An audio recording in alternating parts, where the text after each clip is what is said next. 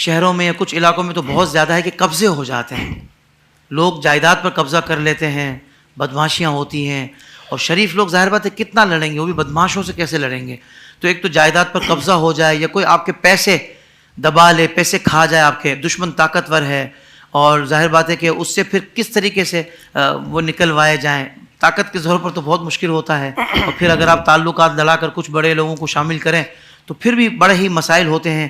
تو اس حوالے سے میں چاہتا ہوں حضرت، اور ساتھ ہی اگر وراثت میں بھی حصہ آپ کو نہیں مل رہا، ناجائز کو آپ کا حق دبا کر بیٹھا ہے، تو ان تمام معاملات سے نکلنے کے لیے اور مسائل کے حل کے لیے کوئی وظیفہ ہو تو ارشاد فرما دیں۔ حافظ صاحب، یہ اب تو تقریباً ہر خاندان کا مسئلہ بن گیا ہے، وراثت جہاں دین سے دوری ہے، جہاں شریعت پر عمل نہیں ہوتا، وہاں ایک بوجھ سمجھا جاتا ہے۔ خاص طور پہ بڑا بھائی جو مشہور ہے، جو ہمارے پاس سوال آتے ہیں یا لوگ روحانی علاج کے لیے پوچھتے ہیں، دارالفتہ میں یہ سوال زیادہ آتے ہیں کہ وراثت، کیونکہ والدین کے انتقال کے بعد وہ بھائیوں اور بہنوں میں تقسیم ہونی، اولاد میں تقسیم ہونی،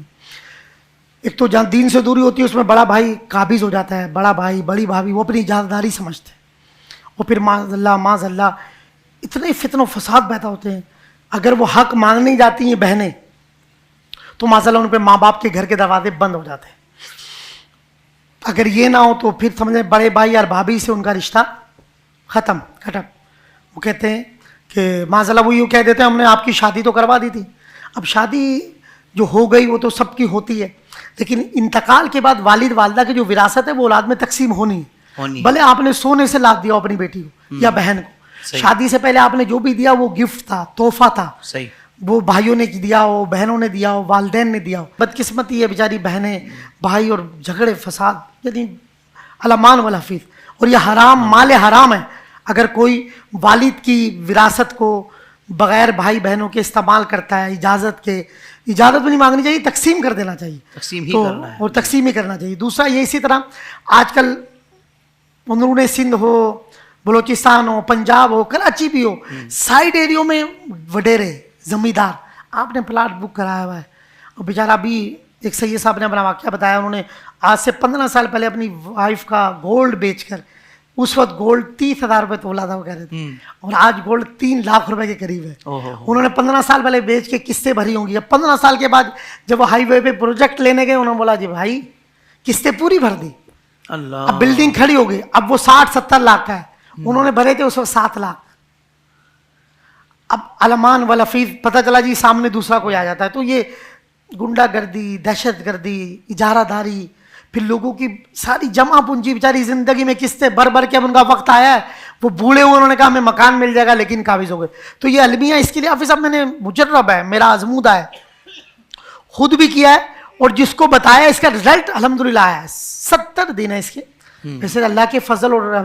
رحم سے، کرم سے وہ چاہے تو ایک دن ایک رات میں ہی مسئلہ حل ہو جائے، لیکن جو بزرگوں کے تھرو یا جو ان کے مشاہدات ہیں وہ کہتے ہیں 70 دن کے اندر اندر اللہ تعالیٰ اپنا خاص فضل فرماتا ہے۔ سورہ قرآن پاک کی ایک سورت ہے سورہ فیل،